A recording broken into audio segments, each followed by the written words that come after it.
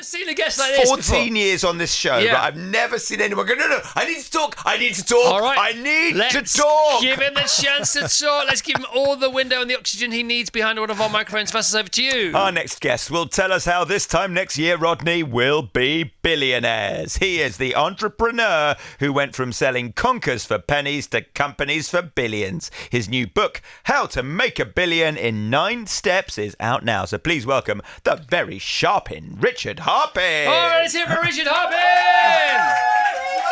Richard, if your lady wants to film, she can come in and film. Whatever you want. It's an open house. How are you, mate? Great. Great to be back after 15 years, Chris. Yeah. You don't look a day older. Well, here we go. Welcome back to the show. So the last time you were on the show was 15 years ago. Where's it gone, mate? Where's all that time gone? Oh, my goodness. Remind people why you're on, or tell them for the first time if they don't know, why you're on last time and what the heck's happened in between. Yeah, last time we were launching the Entrepreneurs Badge for Scouts. Yes. And we both, I think, got a lot out of Cubs and Scouts. We're both scouting ambassadors. And I really wanted to encourage young people to start thinking about business early. And still on that same mission.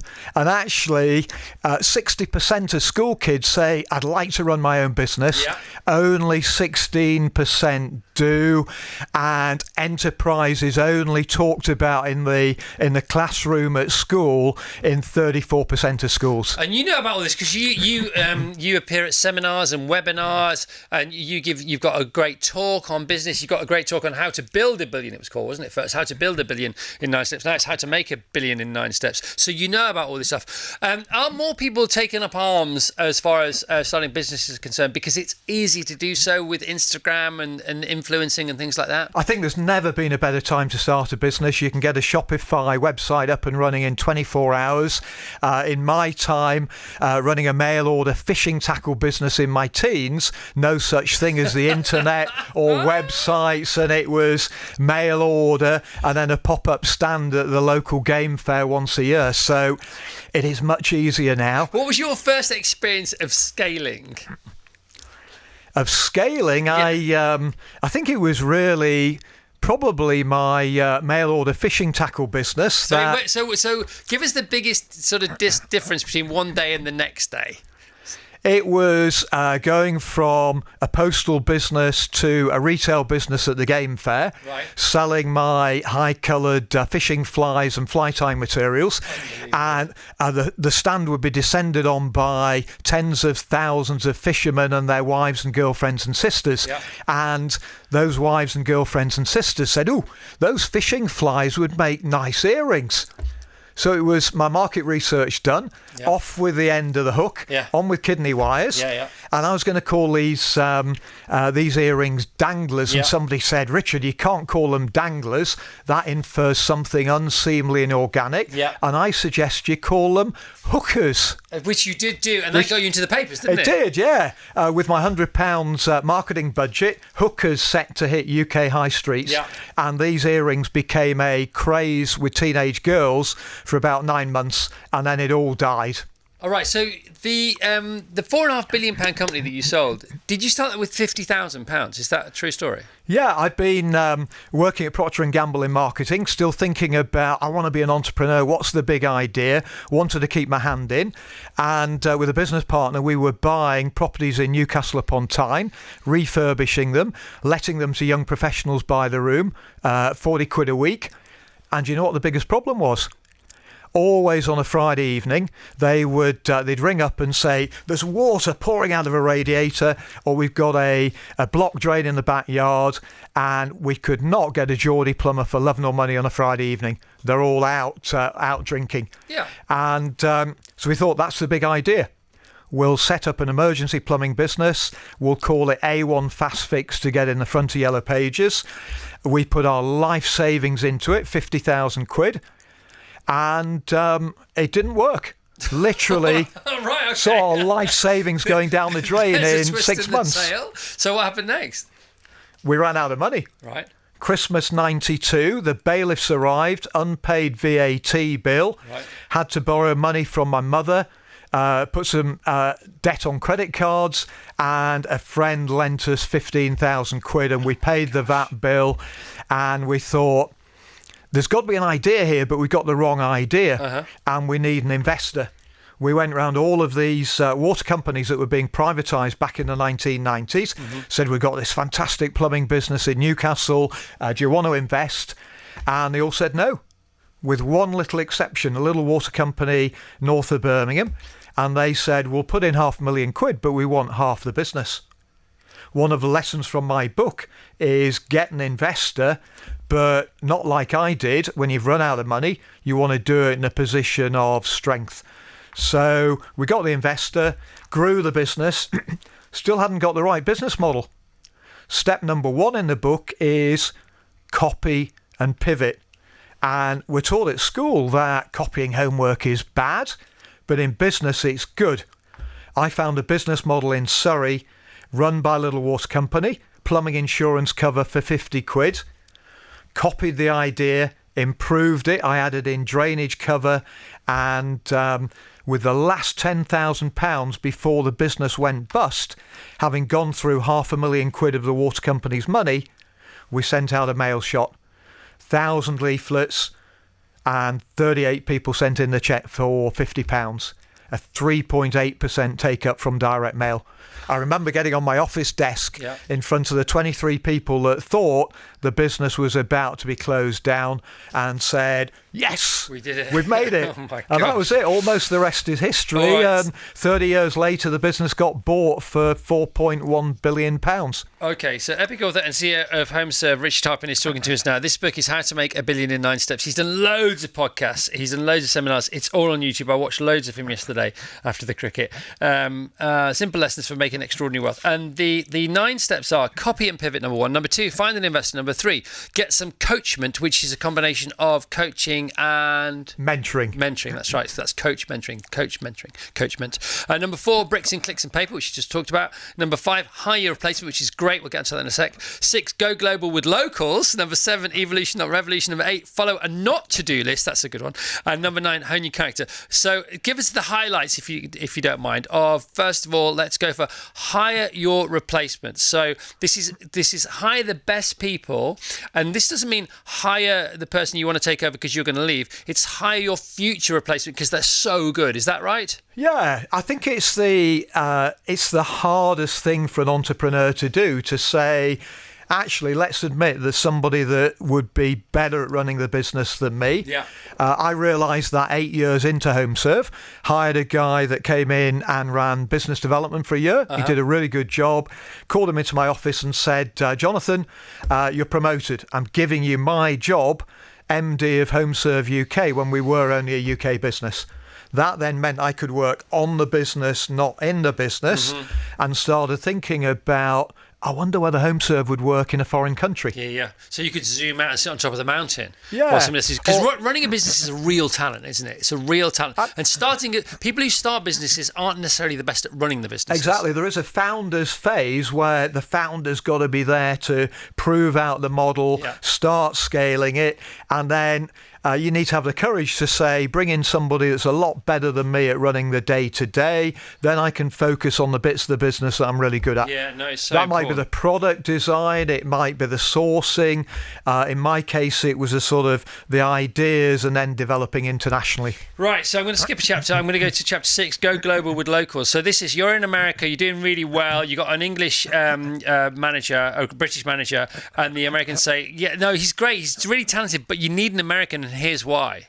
Exactly. Americans buy from Americans. You're not taken seriously as an American business if it's headed up by a Brit, however good the Brit was. And the Brit that I'd got running the business was amazing. Done great job in the UK, but needed an American.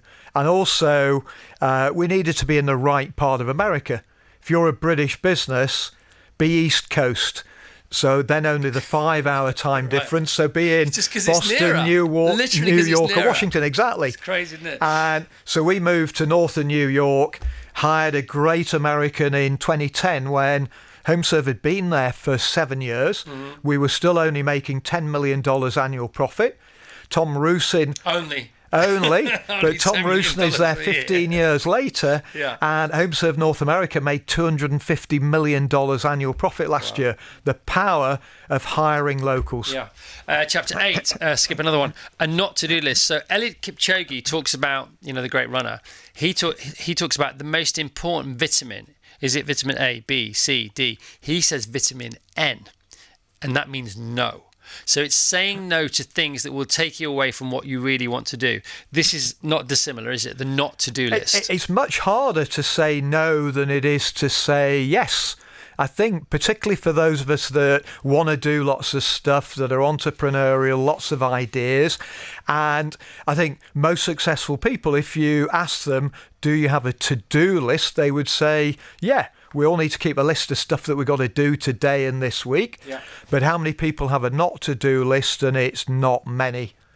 And it's really important. You need to stay very focused on your model, really disciplined, and say no to more stuff than you say yes to. Yeah, and also that's why mission statements are really useful, aren't they? Because if you come up with the right mission statement, the honest, the non-delusional mission statement, then all decisions below that, did they get me closer to this? Then it's a yes, and very few do.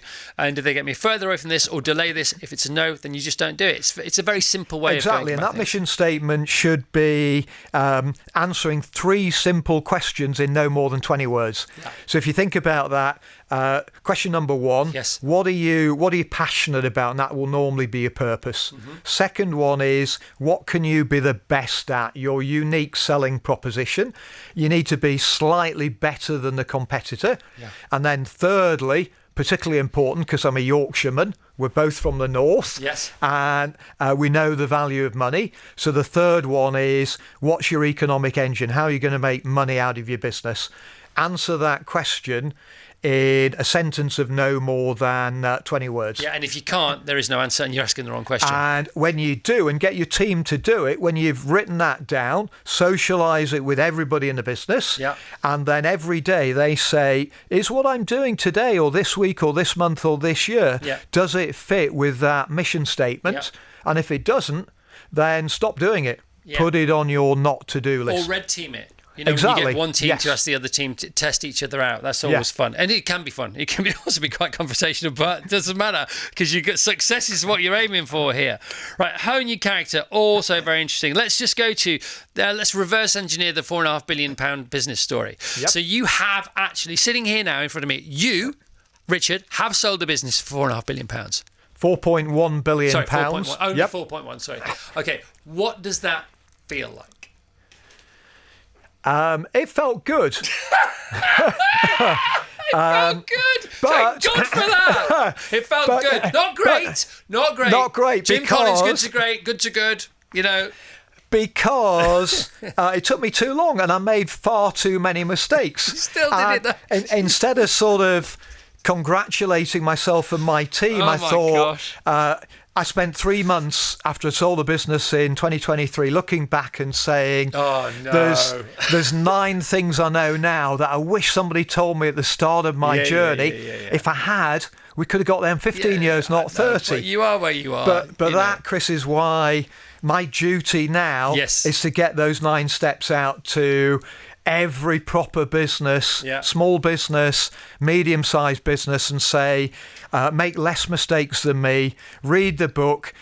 If you really, really want to do it, you can build a £1 billion business. Even if you shoot for that and you don't actually get there, Yeah. everybody has to shoot for the stars. And if you only get to the moon, that's fine. Yeah. So convert your small or medium-sized business into a large one, and that's going to do more than any government to help our UK economy. You look very well. You don't seem very stressed. You seem quite hyper, but you've always been hyper. You're full of Yep. energy. Tell us about your sleep. Tell us about your fitness. Tell us about your morning ritual. So let's go sleep first. Do you sleep well? Yeah, I do. When my head hits the pillow, then I'm fast asleep. So how many hours a night on average would you say? I used to think in the height and the early days of running Homeserve, I thought, all this macho stuff, Yeah. I can survive on 5 hours Yeah. sleep. And I look back and think, you can't. I need 7.5 hours sleep. Right. And are you sleep through, or do you wake up once or twice? No, I sleep through. Oh my gosh, he sleeps through. Part of the sleep through crew. I get jealous. up at, perhaps not as early as you for this show, but I get up at 6:15. Yeah. I live in Marylebone during the week. Right. 3 minutes from the local gym and swimming pool. Right. So put my Straight sports in. kit on, straight to the gym, do some weight training, exercises, stretches, swim, then run back home, shower, and breakfast at 7:40, and then in a taxi or car at 8 o'clock to my office at King's Cross. All and right, that's my sort of routine. So you now own Business Leader, which is a magazine. It's a physical magazine. It's also an online presence as well. And here we go. The surprising stories behind Britain's fastest growing businesses. And what's this? Tell us about the German thing we were talking about, because that's what you do now, isn't it? Yeah, so the Germans are really good at, they have what they call a Mittelstand, and those are medium-sized businesses that scale. A lot of them are family companies, and the German economy is good at supporting those businesses. We're really good in the UK at startups. Yeah. There are about 320,000 businesses that start up each year. Yeah. We only have 75,000 mid-sized companies, defined as turning over more than £3 million, employing between 15 and 250 people. My objective is to help 7,500 of those 75,000 mid-sized companies to become large. Brilliant. And that would double the number of large companies we have in the country. Now. That's your service. You're in service now. Yeah, I'm a bit slow on the uptake. I did wake up one night about 8 years ago and had a nightmare, which was, what if I wake up tomorrow morning and I'm bored of Homeserve, done it for too long, don't want to go there. I went to Harvard for 3 days to work out what my career objective should be. Other people had come up with these long statements. I could only come up with 2 words in 3 days, but those words were inspire, breakthrough. And I think that's really my only talent. I hope I did that in Homeserve with my team, and we achieved more than we ever thought possible. Now I want to inspire breakthrough in anybody that's running a business with 2 or more people. There's 1.5 million of those in the UK, and you can do it. So get out there and buy the book, How to Make a Billion in 9 Steps, and go for it. Yeah. If I can do it, Chris, anybody can do it. Thank you for modifying your thoughts there. And like you did, I think amazing. I was reading back on your story, and that you bought Virgin Radio originally, didn't you? 85 million. Yeah, and I'm trying to get them to sell it to me again, but they don't want to let go of it, which is great, I suppose. So your big business success, and think it's amazing. No, we're very lucky, aren't we? Very lucky, very fortunate to have this conversation today, be in this position to have the conversation and spread the joy, spread the love, spread the inspiration. So checkertrade.com, we can't let you go without you got to sing. You own Checkertrade, is that right? Amazing business. Yeah. I bought it as part of Homeserve in 2017, and who came up with the jingle? That was a guy called Kevin Byrne, who was a founder of Checkertrade. He was a graphic designer. Right. Checkertrade, checkertrade.com. I knew it'd be somebody who worked there, because it's too good to be farmed out from somebody else. It's superb. It's an amazing business.